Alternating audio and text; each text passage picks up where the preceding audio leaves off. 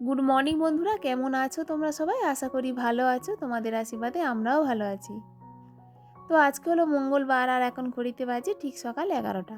তো এখন থেকে তোমাদেরকে সাথে নিয়ে ভিডিওটা স্টার্ট করলাম। আশা করি তোমাদের ভিডিওটা কিছুটা হলেও ভালো লাগবে। সকালবেলা ঘুম থেকে উঠে মার্কেটে গেছিলাম, তো বাসের মধ্যে বসে রয়েছি, দেখতেই পাচ্ছ। তো এটা ফেরার পথেই তোমাদের সঙ্গে একটু শেয়ার করে দিলাম। তো মার্কেটের ভিডিও তোমাদের সঙ্গে তো আগে অনেকবারই শেয়ার করেছি, তো ভাবলাম এবারে আর শেয়ার করব না। আর এই তো বাড়িতে চলেও এসেছি, আর এসেই দেখো রান্নাবান্না স্টার্ট করে দিয়েছি। তো অন্যান্য দিন যখন মার্কেটে যাই না, তখন মাই সব রান্নাবান্না করে।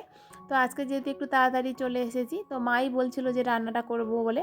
তো মাকে বারণ করলাম, মা যেহেতু একটু শরীরটা খারাপ রয়েছে, তো বললাম মা আমি যেহেতু তাড়াতাড়ি চলে এসেছি, তো রান্নাটা আমি করে নেবো, তোমার করতে হবে না। আর এই যে দেখতে পাচ্ছ মাছের ঝাল করে নিচ্ছি। এই মাছটা না অনেক দিনের মাছ, বলতে গেলে 3-4 দিনের মাছ।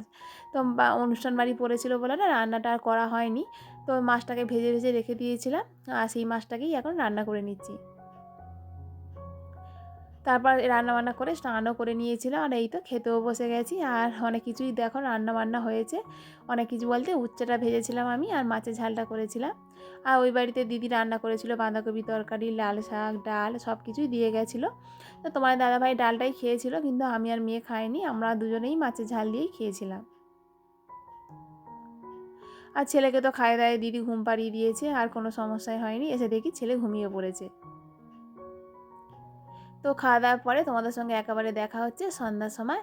আর দুপুরবেলা না খাওয়া দাওয়ার পরে একদমই আর শরীরটা টানছিল না। মার্কেটে গেলে না আমার শরীর না একদমই আর ভালো লাগে না, এসে যেন কেমন একটা হয়। তো একটু দুপুরবেলা একটু রেস্ট নিয়েছিলাম। তো এখন এই সন্ধ্যার সময় একটু মেয়ের জন্য পাস্তা করে দিচ্ছি। আর একটু অন্ধকার অন্ধকার দেখতে পাচ্ছ মনে হচ্ছে।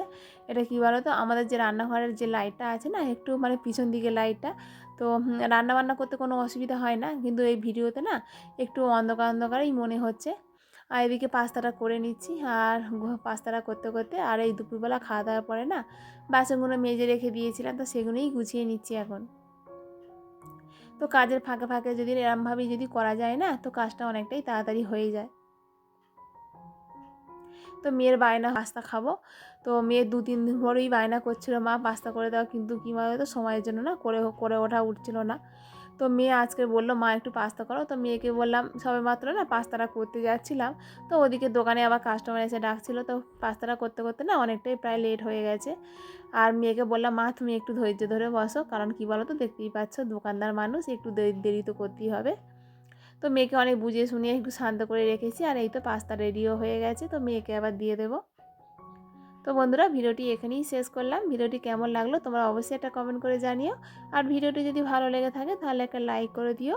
আর চ্যানেলে যদি নতুন বন্ধু হয়ে থাকো তাহলে চ্যানেলটিকে সাবস্ক্রাইব করে ছোট্ট পরিবারের পাশে থেকো।